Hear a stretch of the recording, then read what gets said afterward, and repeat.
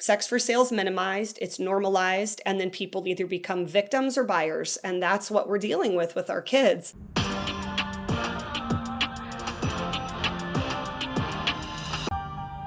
Today, on the Servant Leadership Podcast, we welcome Rebecca Bender. Rebecca is a survivor of human trafficking. She has used her story of transformation to inspire people around the world. After escaping her traffickers, she rebuilt from nothing, eventually founding the Rebecca Bender Initiative and Elevate Academy, the largest online school for survivors. Rebecca has been a part of training more than 100,000 law enforcement professionals and shares how servant leadership starts with empathy and persistence. Join us as Rebecca shares what it's really like to start over after trauma and how to find your purpose after hitting rock bottom. Rebecca, thank you for being on the Servant Leadership Podcast. Thank you for having me. I am thrilled for our audience to get to know you and your story because it is one of crazy resilience and a lot of unexpected turns. I would love for you to just start with sharing a little bit about your story. Well, I am a survivor of human trafficking. Usually when I tell people that, they say, oh, like the movie Taken? And I go, well, kind of, except I wasn't pulled out by one leg while gripping at the carpet from under the bed. And my dad did not have a special set of skills to come find me. But I was a kid from a small town in Oregon. I grew up really normal, middle-class family, blue collar. My dad worked at the local lumber mill, pulled green chain, and I ended up graduating high school a year early. I was a varsity athlete, an honor roll student. And then I had a daughter right after high school, and I still ended up moving up to my college town with friends after they got out of their dorm rooms and got to stay in the extra bedroom in the apartment. And that's when a lot of vulnerabilities from my childhood came up. I didn't have huge, big T traumas as a child, but I think all of us have a little something, right? And my parents divorced when I was little and just kind of grew up feeling kind of alone. Learned to mask that by just getting involved in lots of things. So really an active, kind of gregarious young kid. But when I got off to college and I had a kid, it was really hard to use that coping mechanism of staying busy because now, you're a mom and you're trying to figure out a new town and school and work and all the things. And that's when I met a guy who pretended to have all the answers. I just thought meeting anybody on a college campus, I just thought he was wanting to date me. And we started dating and it went, we say any red flag, any attempt to fast track a relationship is a red flag. And after about 6 months of dating, he invited me to move in with him. And I thought this was it. I was going to get married, have a white picket fence, dog named Spot, and everything would be great. But it ended up that he was a trafficker and he was not who he said he was. The complete epitome of fraud. We moved to another city when he told me his job was relocating him. And he ended up basically using my daughter against me and forcing me into human trafficking. And I remember thinking, how did I get here? How's a good kid from a good home? How did I get here? I was so embarrassed to tell anybody what had happened. I was ashamed and embarrassed. And so I just thought it would be better the next day. I thought tomorrow it'll be better. Tomorrow we'll go back to being hopeful and excited about my future. And tomorrow never came. And unfortunately, over 6 years, I ended up getting bought and sold between 3 different traffickers. I was hospitalized for dehydration and overexhaustion, had my face broken in multiple places, became very hopeless. By 21, I was a full-blown addict. And I just thought, I was just extremely hopeless. I thought I wanted to die. Thankfully, in 2006, the feds raided our home and one of my traffickers' homes and allowed us an avenue for escape. It wasn't like the movies, unfortunately. 2 of the women were sent to prison for tax evasion because our trafficker put everything in our socials and not his own in order to keep his hands clean. And I started over with nothing, right back to the same vulnerabilities that got me trafficked in the first place, being a single mom, trying to figure out life.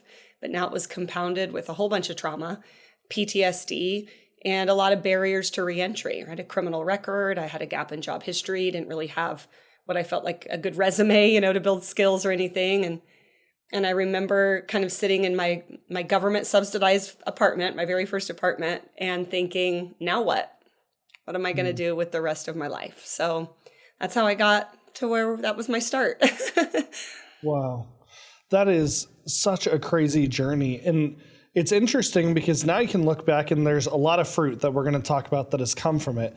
But in the moment, a lot of people think once you're free, it's probably onwards and upwards and easy. Life gets easy. And your experience was not necessarily easy. I'd be curious to hear, what was it like when you started sharing your experience with people, and how long did it take before you started sharing all of the stuff that you went through? Yeah, it's such a great point, Chris, because most people think once you escape that, everything magically falls together. And that's just not the reality of life. I remember going from sleeping on couches with my daughter at families to finally getting into our first government apartment. And I had a mattress from Craigslist on the floor that I shared with her, and a pot and pan from Goodwill for 50 cents. And a kitchen table from a yard sale. That's how I started. And I remember one night sitting there and thinking, this sucks, minimum wage job, because I didn't want to work anywhere that did a background check. I was really afraid of what my, community would think if they knew.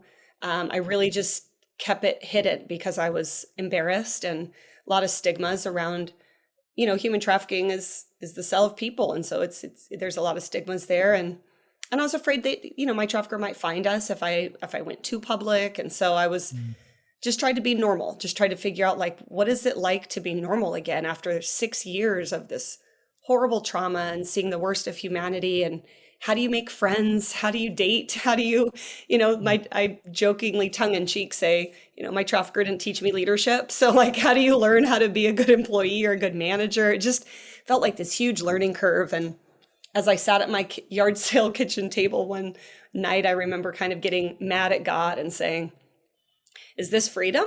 Like, this is the freedom everyone talks about? Like, this sucks too. Poverty isn't freedom. And living with not knowing what you're good at or how to build anything, just, it didn't feel freeing. It still felt like still the trap that I was stuck in. And I remember just having this moment where I thought, if I gave the enemy the same amount of time I gave God, he'll never be outdone. And so I thought, all right, I'm going to dig my heels in for 6 years. That's how long I was trafficked. But if this ain't better, I'm out. That's what I remember kind of praying. And it was hard, but I dug my heels in. The first 2 years were really hard.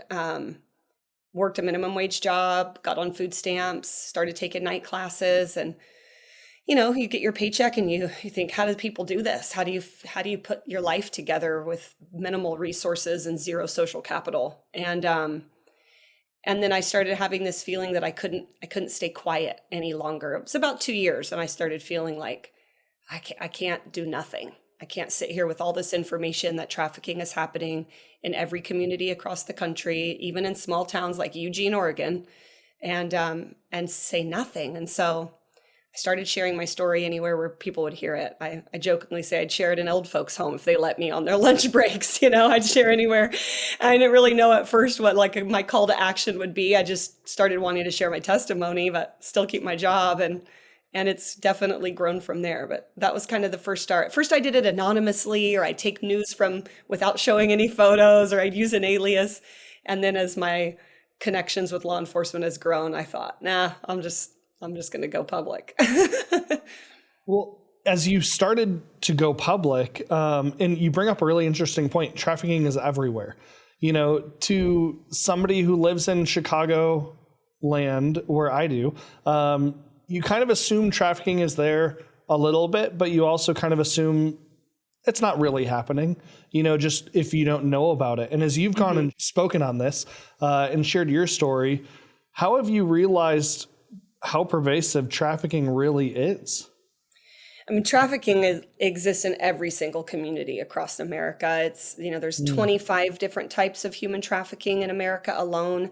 87% of victims are U.S. citizens. Less than 1% is stranger abduction. So it's usually people they know and trust.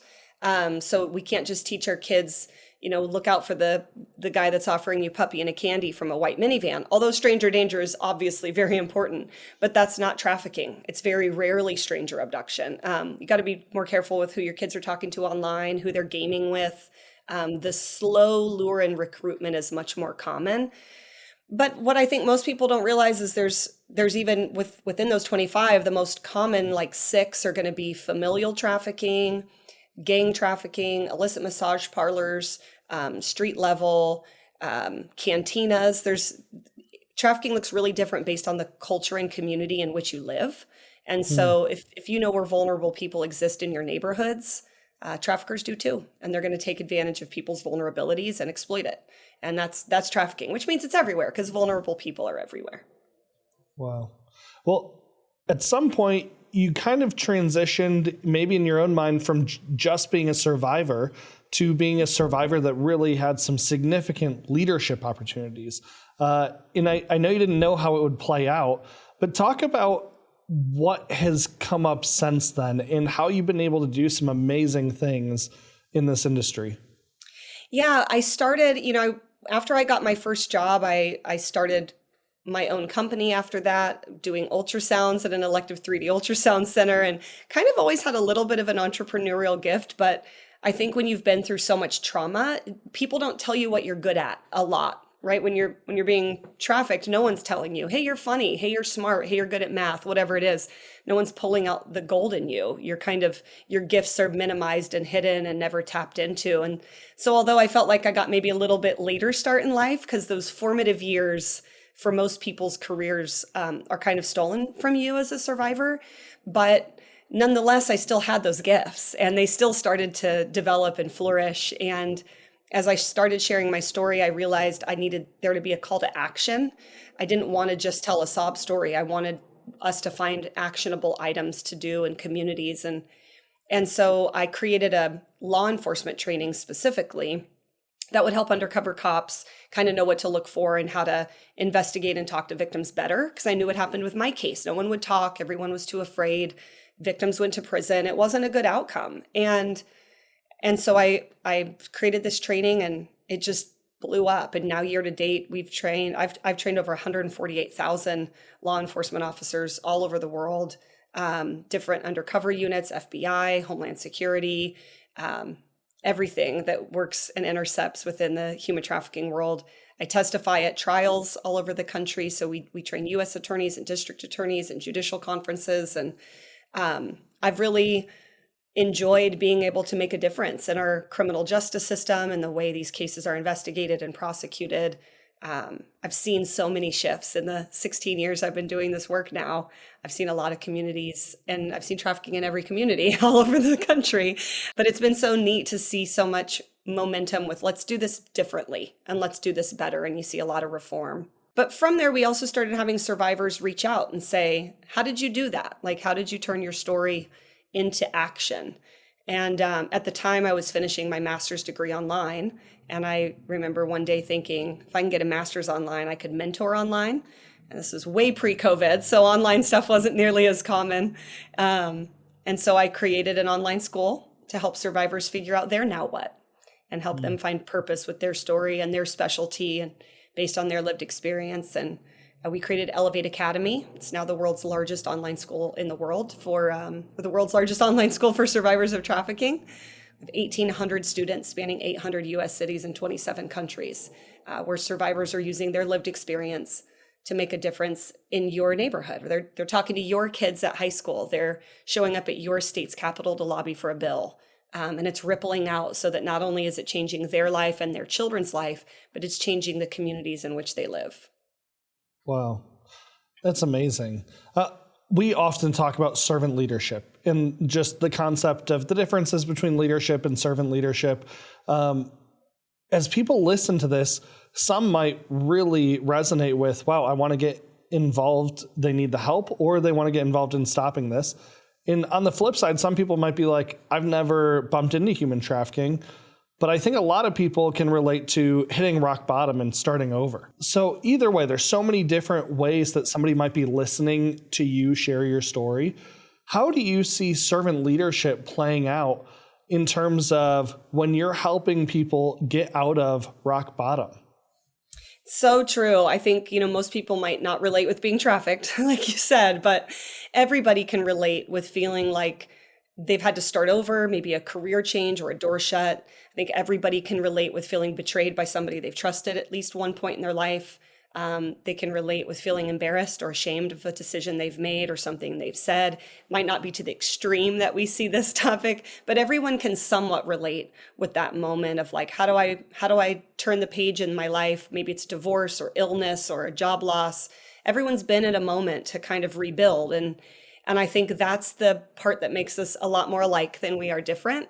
And to me, that's a part of servant leadership, because you have to have empathy. You have to remember when you're working with people, or you're raising up leaders, or you're help coaching or mentoring, you got to kind of remember what it's like to be somewhat in their shoes, even if you can't relate exactly. There are moments you can identify with. And how do you pull out that gold in them? How do you serve them in a way that's going to help them build to the next and build towards their purpose? So if somebody's listening to this, and this is one of those topics that it's everyone puts on a happy face and wants their life to maybe look better than it is, and they want people to think of them a certain way. And that might be too general thinking, but how do you think people should be stepping into things where it's like, gosh, you probably know somebody who's been affected by this, or who is in a situation where they're starting over, but you don't even realize it. How do you step in and care for people well?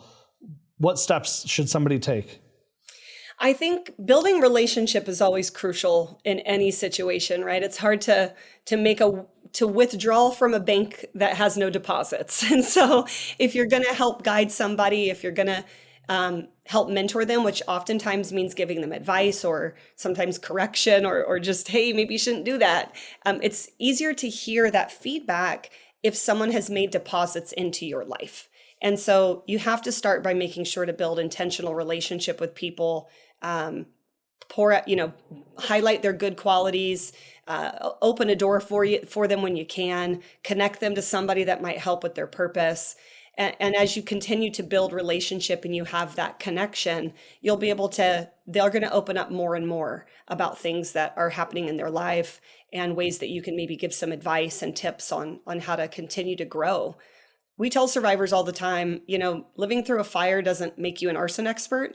But so there are ways to continue to grow and actually become an expert, go to school, get some education, and figure out how to be an expert in this field as well. But also you're going to smell like smoke, and that's okay. Like it's okay to say, when I first started our nonprofit, I had no clue that director of development was even a position. Like I had no clue. I'm like, oh, that's a thing. Is there like a degree for that? Who goes, I didn't know. And my learning curve to figure out how to create a nonprofit, how to find the board, how to develop programs and systems and SOPs and the tech stack. And it's been such a learning curve. And I had to be okay saying, I don't know how to do this. Do you know anybody that can help me with XYZ? Because you're not learning that when you're coming out of trauma. No one's teaching you some of those kind of nonprofit specifics. I didn't even know you had to call a board meeting to order. I literally knew nothing. And thank goodness for my board that came around and was like, okay, let's rethink this. And we've had some great partners and corporate partners that have said like, hey, we'll give survivors jobs in this community. If you have people that are coming out of your school and they're job ready, we've got a couple openings. We'd love to help make sure they get a job after escape. And those type of corporate partnerships have been huge, to just give people a chance to get something on their resume and pour into them, even if it's just employment. Like we love those kind of connections. Yeah. As I'm thinking, as you're talking, I think every single person listening to this has been burned at some point in their life. Obviously, maybe not to the extent that you and many survivors have, but some have been burned in really hard ways. As somebody has been in that situation, how do they even step into now learning how to trust people? Because it feels like such a big jump where you're jumping into a situation where it's like you didn't know any of that, but you also have been burned through a lot of loss of trust from people who you were close with. Such a great question. I've been asked this a few times. So it's interesting that people are interested in this, because I don't ever think about how do you do that but it is, I think when I'm rebuilding trust, for me, I just also remembered like I had a really great grandpa. And I had a really good uncle, and I knew that good men existed. They may have been few and far between from the world that I had been in, but that wasn't all of our world. And anytime you can build connection and friendship and mentoring and partnership where someone doesn't want anything in return. It rebuilds that little link of trust every single day for me. And so the more vulnerable and transparent I can be to just be myself and trust that people will reciprocate that, the easier it is to just be me and believe that the best is going to happen, and to be empathetic, like also to remember everyone's a human. No one's going to, sometimes you're in a business partnership and they make a decision that you feel, maybe they slighted you on. And I've been in many of those situations, and you just got to remember, they did the best they could in the moment they had to make a decision with the emotions they have and their past experience. And you move on. You're like, yeah, you know what? No one's going to die. We're going to be okay. That's become my mantra. No one's going to die. We're going to be okay. And other things will come back to you. Just keep doing what you know is right. And like, I heard actually it was Steve Furtick once a long time ago on a podcast say, never burn a bridge, but check the weight limit. And I thought, even if I do get slighted or betrayed, I might not go in business with them again. I might have to check that weight limit on that connection, but I'm not going to burn the bridge, right? And it doesn't mean everyone's going to burn you. And there are a lot of great people. So just find your people and stick with them, and keep trusting everyone's just doing their best they can. I don't think a lot of it, unless you are a predator, not very few betrayals are intentional. Yeah. Right. Very few. With all the things you've been doing, you've been able to train so many different law enforcement agencies and people in law enforcement. And then with the academy, you've been able to help so many survivors. As you've tried to build both of those things, that is pretty complex. What are some of the big challenges as a leader that you have bumped into, and how have you overcome them through just the knowledge you've learned over the years? Yeah, breaking into industries I knew nothing about was always, you got to be a student at all times. You're trying to learn industries and figure out how they work, and learning to pivot real quick when maybe things aren't necessarily how you thought they were supposed to go.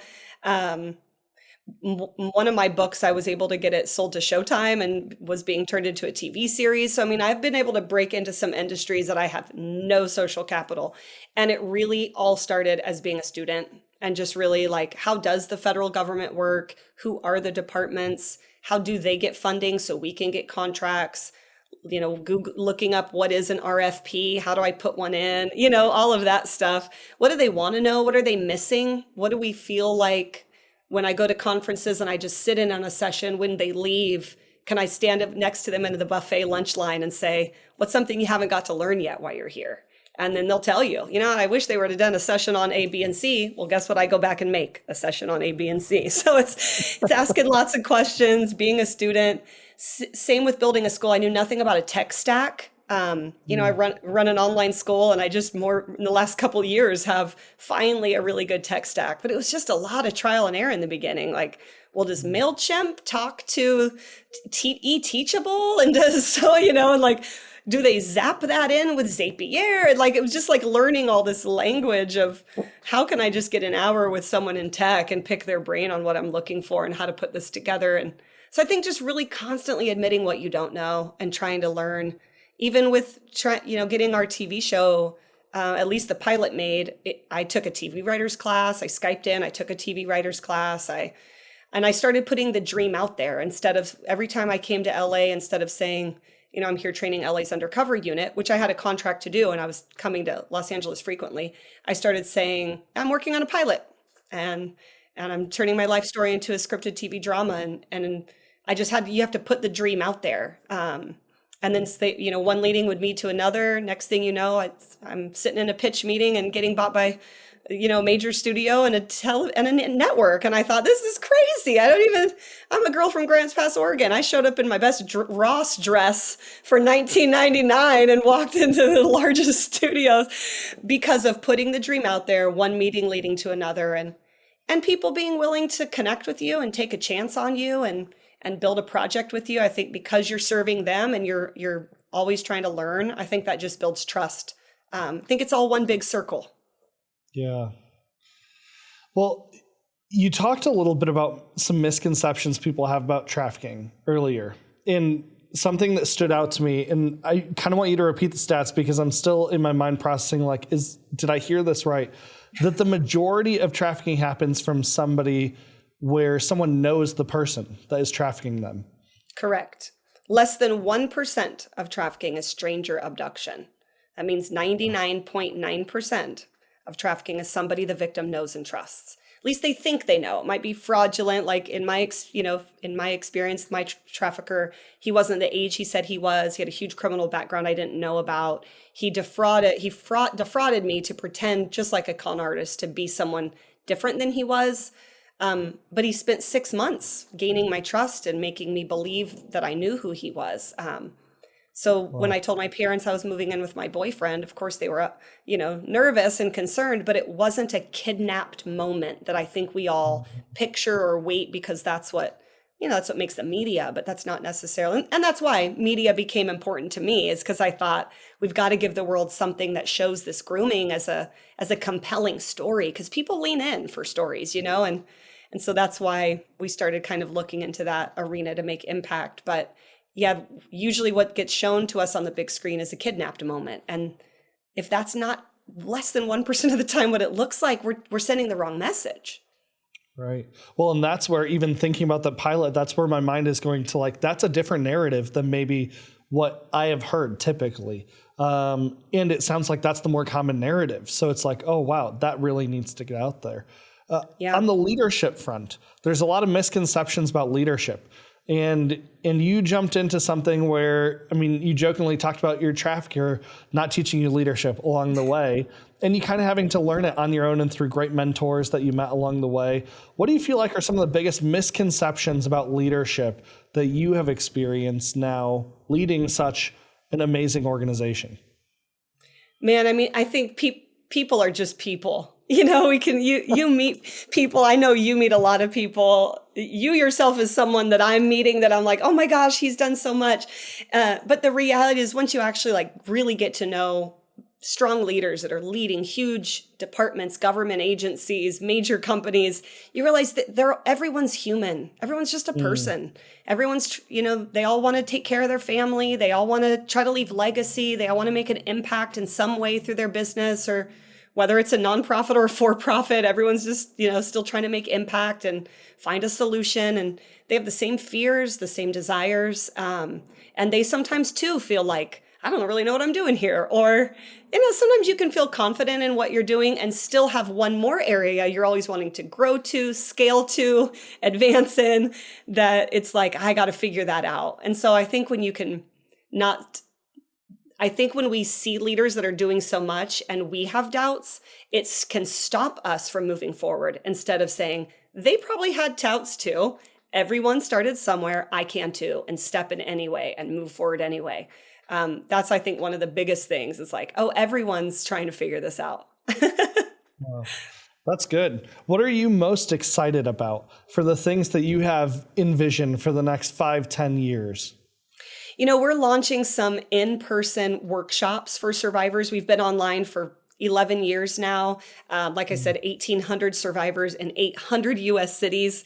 And people want to connect where, people want to meet in person, and they go through our school at different times in their life. And so next year, we're really excited to launch 2-day workshops for survivors in different cities. So, Texas, Florida, California, those are our 3 largest states of enrollment. We also have some up in New York and the Pacific Northwest. So we hope to have some host cities that are going to be able to host us and let us have this 2-day workshop where we bring survivors from all over the state in to build workforce development, work ethic, advocacy within their city, but also learning leadership. How do you be a good employee? How do you be a good manager, a good director? Those are all skills that we're excited to keep advancing in people's communities. And then we're also about to launch thriveconnect.org, which is a website that's kind of like Indeed for survivors. So job companies can be able to just let us know if they're okay with us putting some of their job openings online. They list them on LinkedIn and Indeed anyway, so we just want to list them there. And then a survivor can create their own profile that has a list of check boxes that'll be able to identify their skills and talents, and it will notify the survivor when a job opens that matches her needs. And if that employer is on our Thrive website, it'll let them know, hey, you have a survivor that's wanting to potentially apply for this job. So just if you are interested as in helping survivors get jobs and be willing to take a chance on letting somebody, rebuild with you, even if their resume might be short in this one season, what I can say about survivors is we're resilient and we work hard. And sometimes it just takes someone giving us a chance. And so, yeah, those are our two things. We're hopefully coming to one of your cities, and we have this job placement website that we're about to launch for those that are trying to rebuild. So we're excited.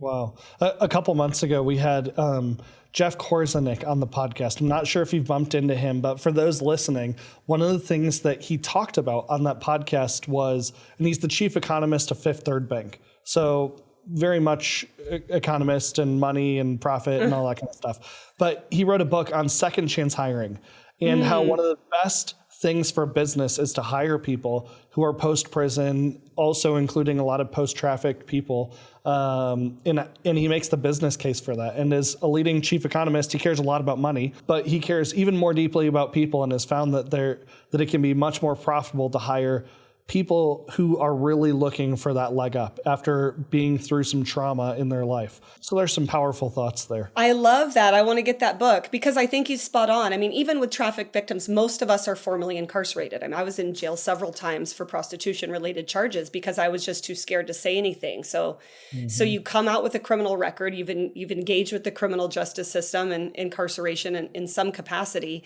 And the things that are great that are so transferable when you're getting a second chance and that second leg up is it takes very little to rattle us. You have a lot of things that happen on the job and with different things that happen at the workplace. And we're rattled by very little. We've seen it all. We really want to try hard because we really want to build our life. Like that's the goal. We're so focused on like, I've got to build a good life for me and my family that they're really dedicated and determined.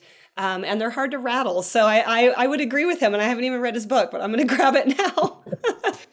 So for those listeners that aren't in a position where they're hiring and they're listening to this and think, boy, I didn't even realize trafficking was a thing in my city. And now my eyes are open to it's probably near me. What do you recommend that they do to take the next step to help make a difference in such a crucial area? There's so many ways to combat trafficking. And so I'll very quickly share the spectrum. Even if it's simply talking to your kids about online safety, there's a start. You might not feel like your kids are at risk to be trafficked, but I guarantee kids and friends of theirs are going through vulnerabilities. Talk to your kids about online safety, even if that's all you get out of this. And make sure you're paying attention to who they hang out with, who their friends are. It's just like anything. It's not some isolated crime that's off over here in some, dungeon in a basement. It's just like anything. You want to make sure you know who your kids are talking to and you're talking to them about online safety, and that it's not just a girls issue, right? This in fact affects everybody. It affects, boys and girls of all ages. And so it's important to kind of learn a little bit, get some online safety, all the way through learning who local nonprofits are in your area, whether it's demand reduction or policy reform, residential housing, crisis response, job readiness, which I work in. Like there's so many ways. And so if you're passionate about like, I want to know what the laws are and I want to figure out if my state has laws that aren't helping with this issue, you can look up your state report card, find out who's lobbying in your area. So there's so many different ways if you want to like be hands-on with something you're kind of passionate about, even within the field of trafficking, all the way to becoming a donor, not just for us, but any anti-trafficking groups that are in your community, signing up to be a monthly donor. If your corporation wants to, give end of year gifts, those are always huge. All the way to sponsoring an event, right? If you're a local coffee shop and you're like, hey, I'll bring free coffee to your survivor workshop this year. I'm in Texas, Florida, California. Like, let us know. It can be as much or as little as you can and want to do and feel passionate about. But yeah, it's just minimally talk to your kids about online safety, all the way to the other spectrum. Quit your job and join the fight. No, I'm kidding. But like, there's so many ways. It just depends on how invested you feel. But everyone could do something, right? All of us can make a little dent at making the culture less sex for sale. I mean, that's really, our culture is so saturated with that. And if we think that our kids that are growing up in that kind of environment aren't going to be impacted, we're being naive. And so it can be, as much or as little as your heart's being pulled at. Well, and to some extent, it feels like the topic of sex has been very normalized and softened, like just for the community. But at the same point, it feels like it's one of those topics that people can't talk about as well. And so where would you recommend people go to get some of the talking points of what to say to their kids or how to even talk to their friends about this? There's a lot of great prevention curriculum and websites out there. Street Grace is a great one out of Atlanta. They have a huge online CSEC 101, a youth leadership academy. Just even saying, have your kids watch this 6 weeks, 6 videos, and join with them. They say, confident kids are safe kids, and it's all different leadership topics for youth. It's not just on trafficking. Because it's really true. If you talk to your kids about how to be confident, how to set boundaries, how to say no, how not to allow sometimes locker room talk within each other, especially for high school boys, like it all matters. It's all fueling this place where sex for sale is minimized, it's normalized, and then people either become victims or buyers. And that's what we're dealing with our kids. So we've got to figure out, more ways to talk. I think Street Grace Prevention Project is another one. There's so many prevention curriculums out there. There's usually also, most schools offer an online safety class that your local school would probably offers usually once a year. So a lot of schools are tapping into their local nonprofits that offer online safety. So just tap around on the internet and see what your local community is offering and figure out ways that you can talk to your kids. Love that.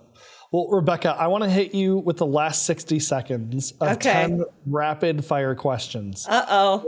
And you just say the first thing that comes to mind. No wrong answer. I love these. Who's the first person you think of when I say servant leadership? Oh, gosh. Obama.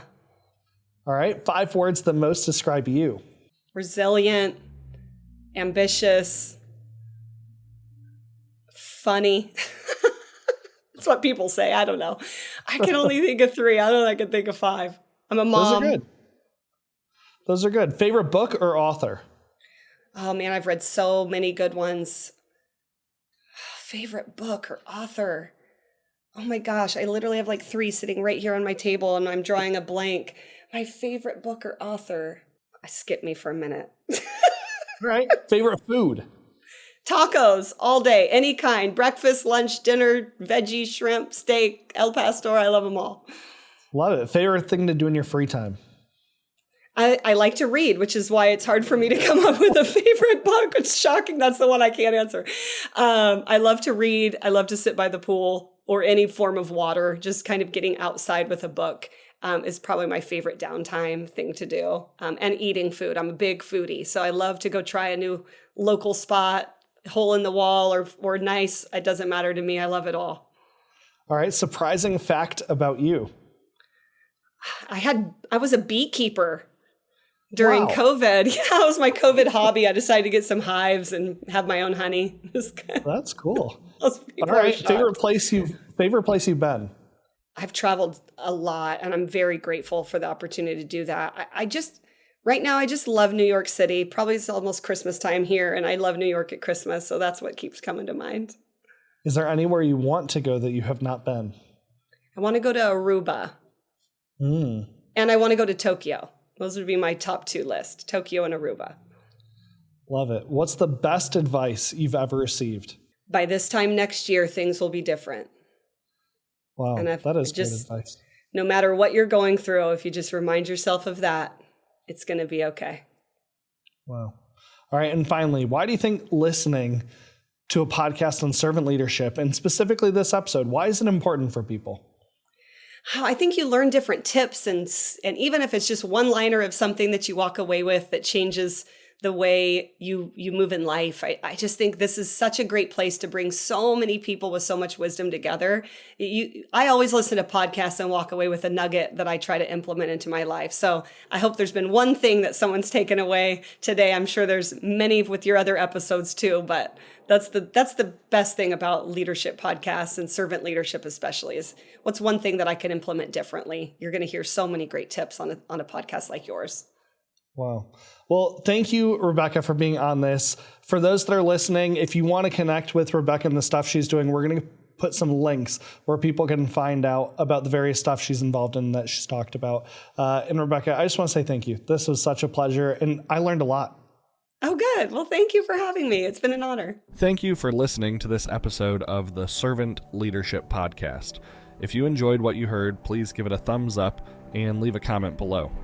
Don't forget to subscribe and hit the notification bell to never miss an update. Be sure to check out the servantleadershippodcast.org for more updates and additional bonus content.